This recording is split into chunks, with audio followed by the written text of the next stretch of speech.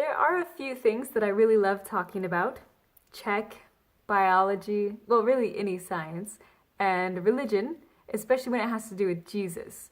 And I love the Old Testament, which in the Old Testament there are the Ten Commandments. And in society, we have about 3.5 of the commandments that are covered in government, which I guess is enough to keep separation between church and state. But living in an atheist state, it's interesting how I hear, so one of the commandments that is not enforced by government is thou shalt not take the name of the Lord thy God in vain.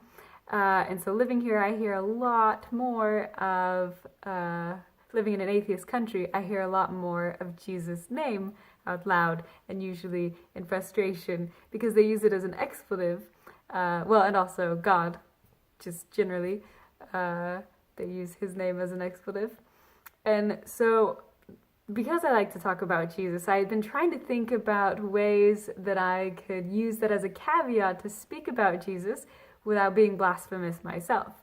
And so this weekend I had an opportunity, and I took it when I was at a friend's house. And granted, we had already decided to talk about Jesus before I got there, but I heard from the kitchen, Ježiš Maria.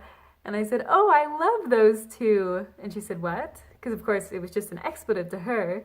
And so when she came back in and we were talking about the Old Testament and Jesus and all those things, and just for fun, she tried using a different word that started with "ye," and so it was a little contest, good thing.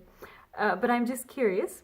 There are other commandments, and maybe it doesn't have to be one of the 10, but in the comments below, if you wouldn't mind saying which commandment that you can think of should be enforced by government, and how would that help?